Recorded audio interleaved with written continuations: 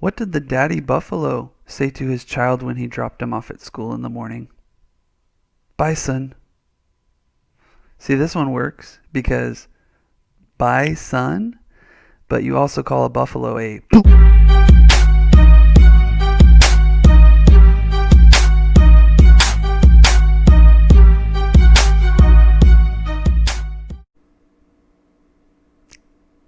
Hi there. You know the drill, right? Log into your textbook. Pause the video if you need to do that. It is good to see you, by the way. All right, now, just recalling, let's hide this image before we talk about what we're doing today. So go ahead and hide the image. It's top right. I think my face is covering it, but it says a little button that says hide. Click that. Excellent. Now, a lot of people have been asking about Easter eggs. You gotta earn them. You gotta earn them. I will have one today. These are my YouTube hands, by the way. Some of you saw my Easter egg video. But let's talk about what we're doing today and looking for our Easter egg as we go. So today, go ahead and click with me on making meaning. And you'll notice that we've done all of these things. Okay, we've done everything here under making meaning. So we're going to shrink this back. Sorry, I'm getting a weird sound. And so making meaning we're done with, okay? Which means we're almost done with this text. I really think in the next 3 lessons we will be wrapping up the main thing with this text. So let's click on language development. Click there. And today what we're going to cover is concept vocabulary, word study, and word network. These first 3. Conventions is a whole lesson all by itself. We'll do that next time. But let's go ahead and work on these. Basically what we're going to do is we're going to analyze specific words and their meanings. Authors are really careful about the words they use. You have to know a lot of words to be effective with them. So some of you guys play basketball, okay?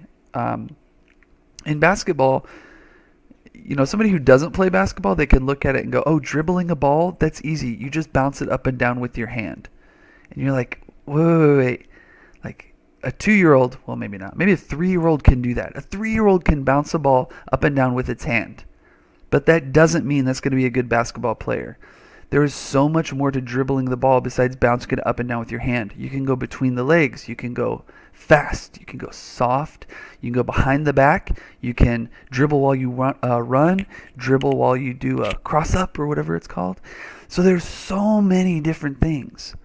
And look, authors know tons of words. Just like a good basketball player knows tons of ways to handle the ball. You might think the word here is angry. And it's like, oh, I know the word angry. But do you know the word vindictive?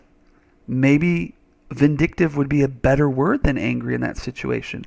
So authors know lots of words. And they can use these hundreds of words, just like a basketball player can use all kinds of different moves to be able to communicate exactly what they want.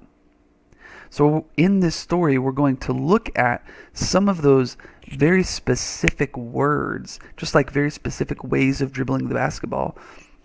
And we're going to go, why did the author pick that word? So let's do that. Let's go ahead and look at the concept vocabulary. Go ahead and click on that. Ooh, I'm ready to get started. So these are kind of the main words we're going to be working with during this lesson. Wearily, straggled, fatigue, frail, and sheepishly. Okay. Now you'll notice they're all blue and underlined, and we'll explain what that means in a moment. So, why these words? That is the question. Why these words? Go ahead and read this with me and highlight any important ideas you find in here just to help you think through it. Why these words? These concept vocabulary words show how someone who is not at full strength or does not look his or her best. For example, Grandpa wearily pokes his cane at the dogs that are chasing him. When he arrives at the house, Martin can see the fatigue on his face. Notice that both words emphasize how tired Grandpa seems. So these words emphasize how tired Grandpa seems. I think that's important. And going back, these concept vocabulary words show someone who is not at their full strength. Okay? Interesting. Concept vocabulary. So I think what a concept is an idea.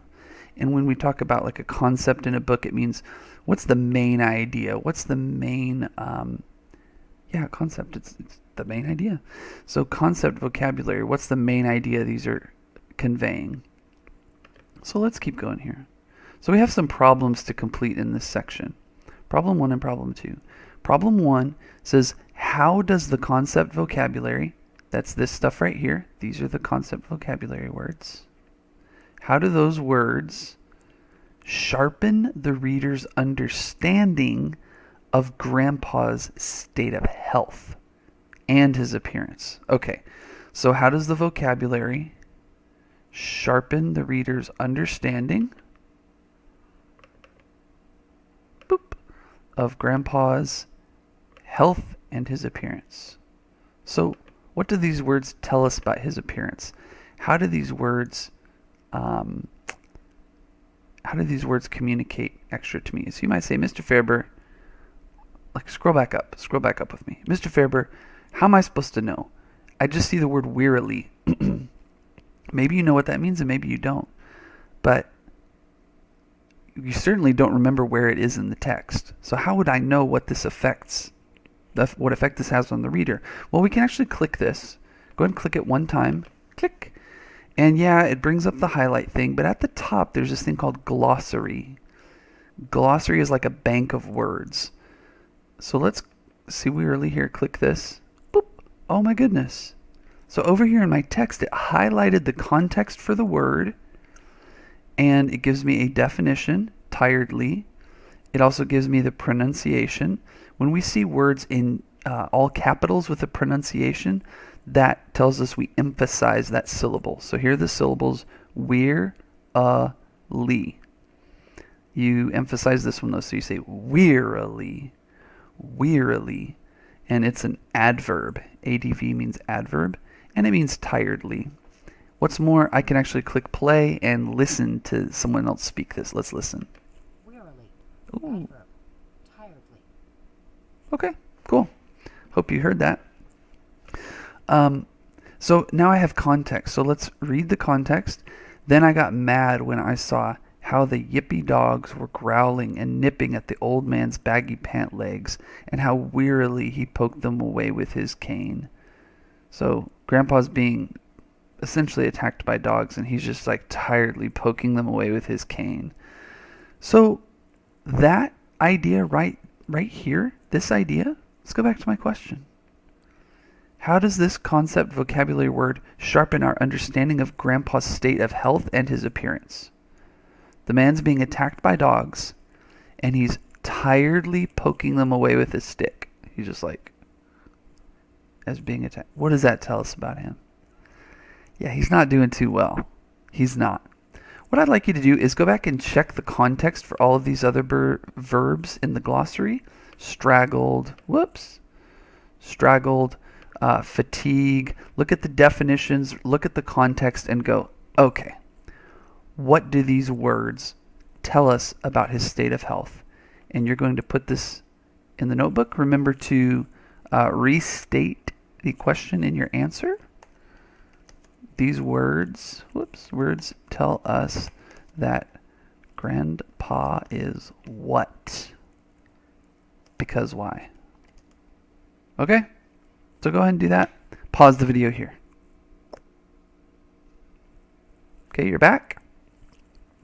You have finished. If you haven't, pause it again. I mean it. I mean pause it. And let's go to number 2. Number 2 says, what other words in the selection connect to the concept of Grandpa's state of health and his appearance? Okay, this shouldn't be too bad. I can browse back through this story, especially parts where it's describing him, because I want to learn more about his state of health and his appearance. So let me go back to some of these sections. I know there was I remember in my head there's a part where he shakes Martin's hand, where Martin shakes his hand, and it describes his hand.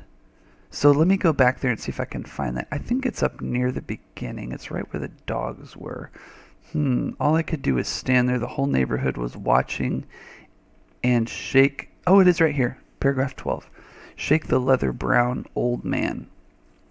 I saw his gray hair straggled from under his big black hat, which had a drooping feather in its crown. His rumpled black suit. He's wearing a suit, but it's all rumpled. And if you're not sure what rumpled means, you could look it up. It means super wrinkly, like you balled it up into a ball and set it in the corner for 6 weeks and just pulled it out 5 minutes before you have to show up to school. I know you've seen me wear some rumpled shirts, right? You've seen them. Super wrinkly. So this right here is a word that I definitely see. What other words in the selection connect to the concept of Grandpa's state of health and his appearance? Cool. I'm going to open my notebook and write the word rumpled. Whoops. Clicky. Rumpled. And I want you to search for a few more. See if you can find three more. Okay? 1, 2, 3. Find 3 more words that relate to his state of health or his appearance. Find more if you can. I would love it if you could do like 4 and 5. Because the more words you have, like a basketball moves, the more words you have, the more words you learn to use, the more powerful you're going to be when you write and when you read. All right, pause the video here. You are back. Let's close this. All right, now this says practice. And let's go ahead and do the practice together. Well, you do it on your own, but let's look at the directions.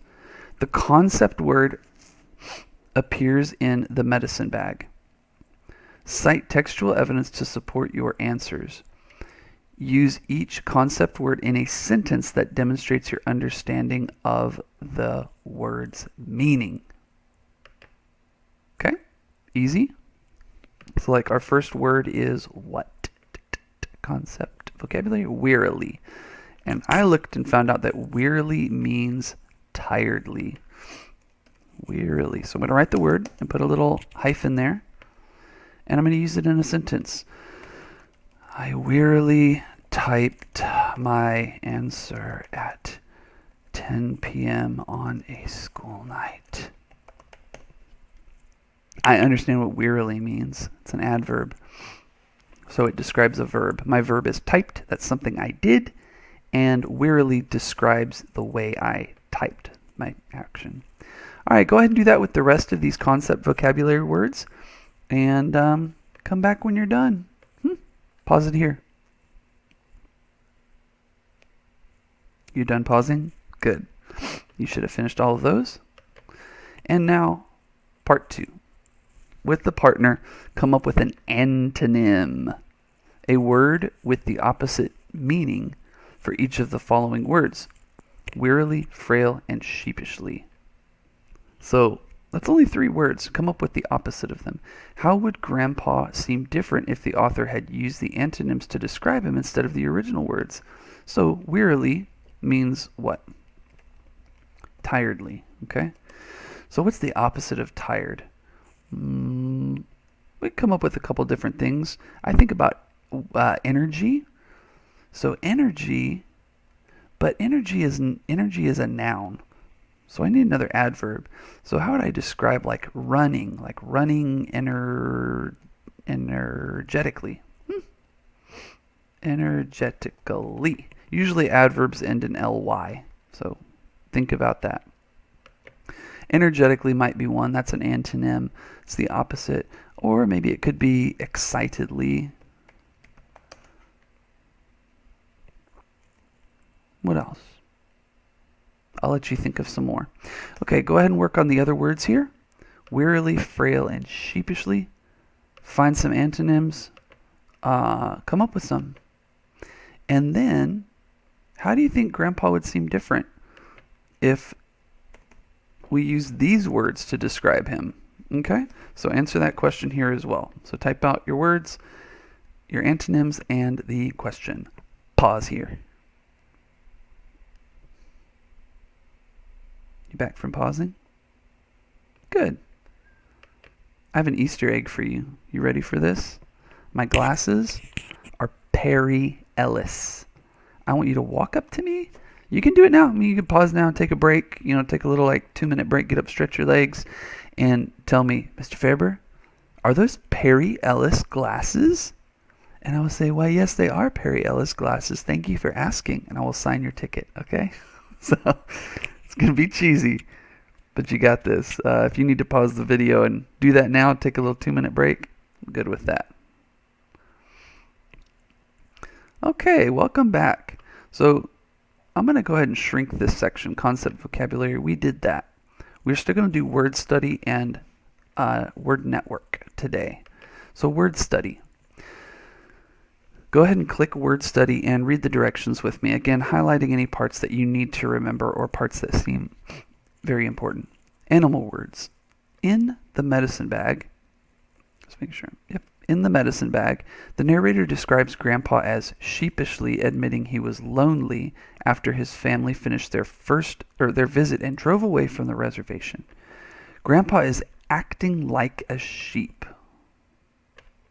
Blink. Suddenly bashful and shy because he is embarrassed to admit his true feelings. That's a good reason, because he's embarrassed to admit his true feelings. Sheepishly. Interesting. Comparing him with a sheep presents a vivid image of Grandpa's behavior. Vivid means a very colorful and easy to see picture of Grandpa's behavior. You call him sheepishly. He's like a little gentle sheep. He's not a big, strong, brave bear. He's just a very tiny and fragile, helpless, embarrassed little thing.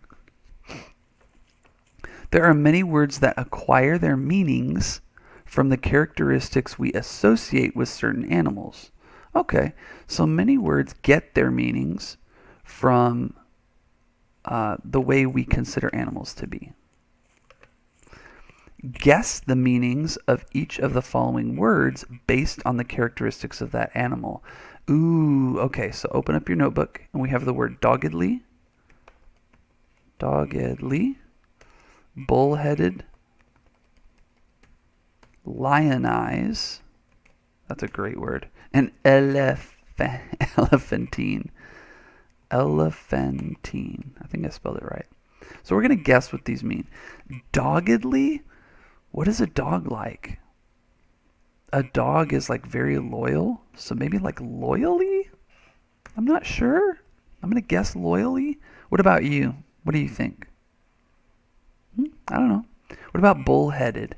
What do you think bullheaded might mean? Knowing about bulls and knowing about their heads, what do you think bullheadedly means? What do you think about lionize? What do you think to lionize something or lionize someone means? What do you think elephantine means? So go ahead and take a guess on all these. And after you're done guessing, actually just go ahead and pause it here. I'll give you instruction after. Pause here, guess what these mean. Welcome back. So you've guessed what these mean. Now let's go ahead and verify their actual definitions using a dictionary or a thesaurus. Okay, go ahead and look them up. See what you think and see how close you were. Okay, pause the video. All right, welcome back. You've actually found the actual definitions of these, and I was surprised by some of them. I really was. I was like, really? Very interesting. Which one were you surprised by? Okay. Man, that was good.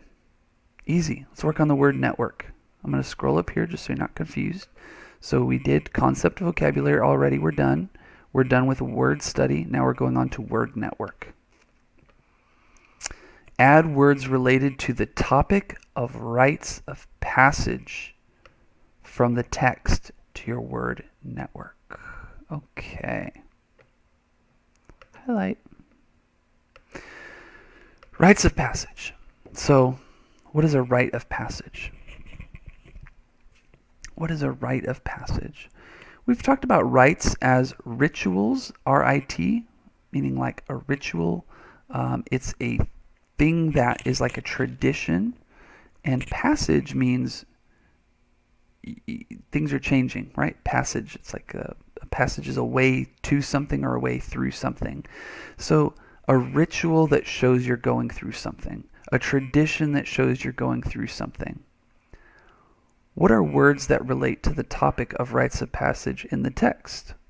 Cool. Well, let's look. I'm going to scan for a couple. I'm going to push pause and scan for a couple. And I want you to push pause too and scan.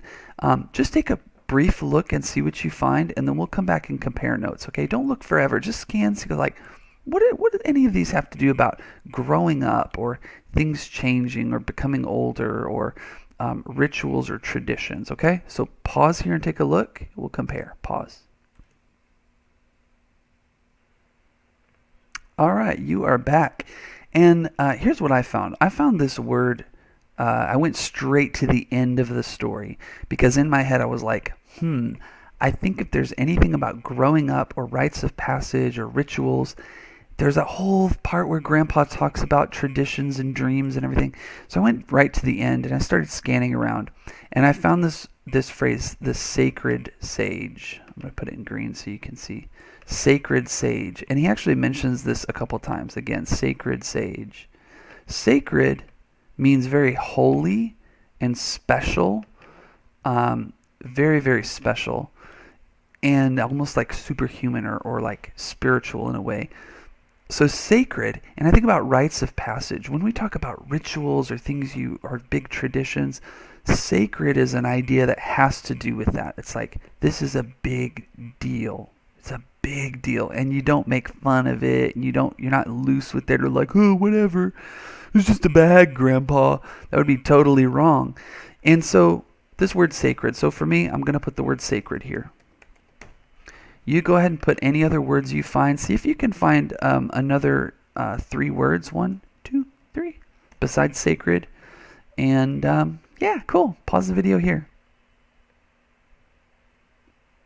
All right. You are back. And you are done. You have done everything here. You are amazing. And good on you, mate. All right. Well, I'll see you guys on the next video. Hopefully, this is making a little more sense. We're analyzing the language.